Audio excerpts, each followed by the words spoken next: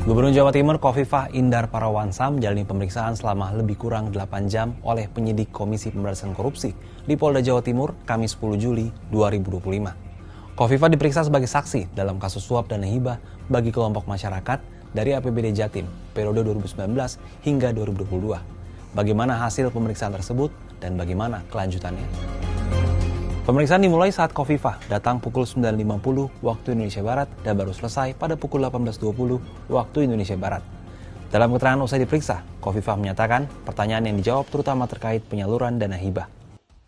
Insya Allah saya telah memberikan penjelasan secara lengkap dan mudah-mudahan bisa menjadi bagian dari tambahan informasi yang dibutuhkan oleh KPK. Nggak banyak.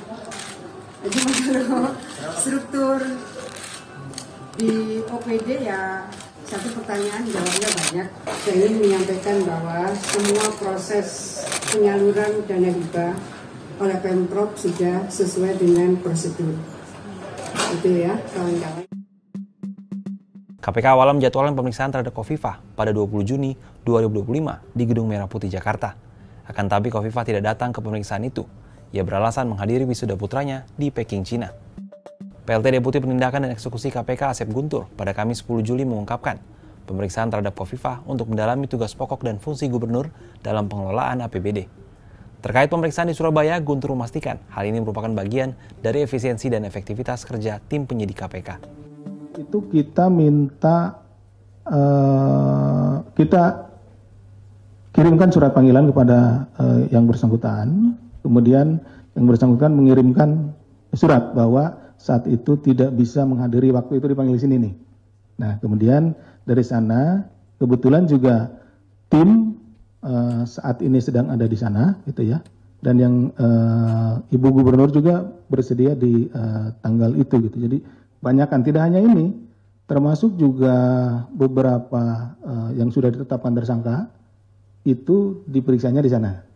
Jadi tidak ada tidak ada memang sengaja untuk diperiksa di sana. Kita dalam rangka ya efisien dan efektivitas saja gitu. Ketika di sana periksa toh sama saja diperiksa di mana gitu seperti itu. Lalu bagaimana sebenarnya awal mula kasus dugaan korupsi dana hibah bagi kelompok masyarakat yang berasal dari APBD Jatim 2019 hingga 2022 ini, hingga akhirnya ikut menyeret nama Gubernur Jatim Khofifah Indar Parawansa? Kasus dana hibah ini bermula dari operasi tangkap tangan KPK terhadap Satwa Perlindungan Simanjuntak, Wakil Ketua DPRD Jatim 2019 hingga 2024 bersama Rusdi, staf ahli DPRD Jatim di Surabaya 14 Desember 2022. Selanjutnya KPK menangkap Abdul Hamid, Kepala Desa Jelgung Kabupaten Sampang periode 2015 hingga 2021 dan adik iparnya Ilham Wahyudi. 21 Desember 2022, tim penyidik KPK menggeledah kantor Gubernur Jatim. Mereka menyasar ruang kerja Khofifah, ruang kerja Wakil Gubernur Jatim Emil Dardak, dan ruang kerja Sekretaris Daerah Jatim Adi Karyono. Dalam perjalanan waktu, keempat terdakwa awal telah divonis penjara dan dijatuhi denda oleh Pengadilan Negeri Tindak Pidana Korupsi.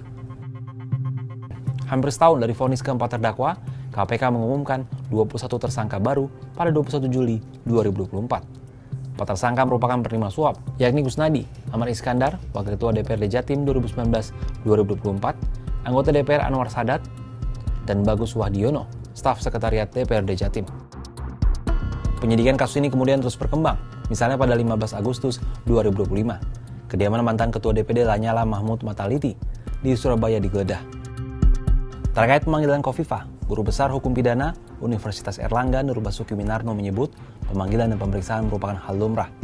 Gubernur atau kepala daerah merupakan pemegang kekuasaan pengelolaan keuangan daerah sebagaimana tercantum dalam Undang-Undang Nomor 23 Tahun 2014 tentang pemerintahan daerah. Nurbasuki melanjutkan KPK dalam penyidikan perlu mendapat keterangan dari banyak sumber. Ada saksi, saksi ahli, dan atau tersangka. Pemeriksaan terhadap saksi tentu penting karena sebagai pihak yang mengetahui, mendengar, dan atau mengalami sendiri peristiwa. Pemeriksaan Khofifah oleh KPK ini diharapkan mampu membuka jalan bagi terungkapnya fakta-fakta lebih jauh terkait penyalahgunaan dana hibah di Jawa Timur. Akankah kasus ini menjadi momentum untuk meningkatkan transparansi dan akuntabilitas pengelolaan APBD di masa depan? Kalau menurut sahabat Kompas, gimana?